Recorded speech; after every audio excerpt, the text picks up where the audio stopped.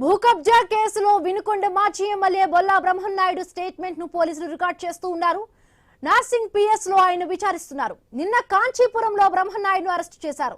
ఇక్కడ హైదరాబాద్ కు తీసుకొచ్చారు. గండిపేటలో 10 ఎకరాలు కబ్జాకు పాల్పడినట్లుగా ఆయనపై ఆరోపణలు వచ్చాయి.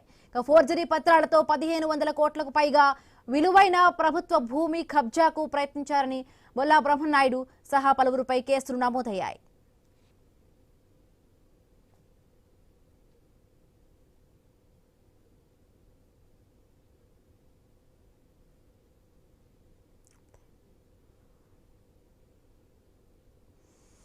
నార్సింగి పిఎస్ లో బొల్లా బ్రహ్మనాయుడు స్టేట్మెంట్ ను రికార్డు చేయనున్నారు. ఫేక్ జీవోలతో భూముల కబ్జా కేసులో నిన్న బ్రహ్మనాయుడు అరెస్టు జరిగింది.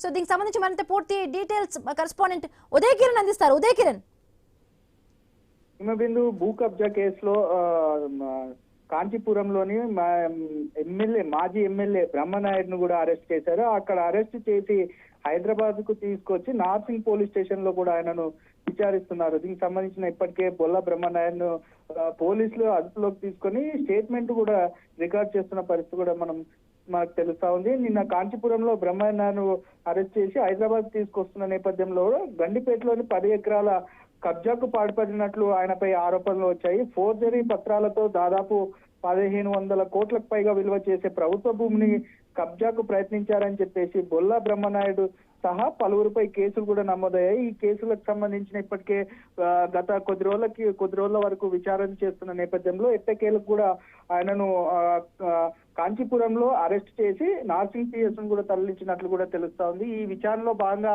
ఇంకా ఎలాంటి అంశాలపై విచారిస్తారనేది కూడా మనకు ఇంకా స్పష్టత కూడా రాలేదు. దానికి సంబంధించిన పోలీసులు కస్టడీలోకి తీసుకొని విచారిస్తే తప్ప ఆ 1500 కోట్ల భూమిపై మాత్రమే కబ్జా ఉన్నారా, లేకపోతే ఇతర భూములపై కూడా కబ్జా ఉన్నారా అనేది అంశాలపై కూడా పూర్తిగా పోలీసులు కూడా విచారిస్తున్న పరిస్థితి కూడా మనం చూస్తా ఉన్నాం. మరోపక్క కూడా ఇప్పటికే ఆయనపై ఎలాంటి కేసులు నమోదయ్యాయి, ఎక్కడెక్కడ కేసులు నమోదయ్యాయి, ప్రభుత్వ భూములు ఎక్కడెక్కడ కబ్జా చేశారు అనే అంశాలపై కూడా పోలీసులు విచారణ చేపడుతున్నారని చెప్పేసి మనకు తెలుస్తా ఉంది. దీనికి సంబంధించిన ఇప్పటికే పూర్తి ఆధారాలతో సహా కూడా ఆధారాలతో సహా పాటు ఆయనను అరెస్ట్ చేసినట్లు కూడా మనకు తెలుస్తోంది. మరి కాసేపట్లో కూడా ఆయన స్టేట్మెంట్ కూడా రికార్డ్ చేసే పనిలో కూడా పోలీసులు నిమగ్నమయ్యారు. Right, thank you Uday Kiran.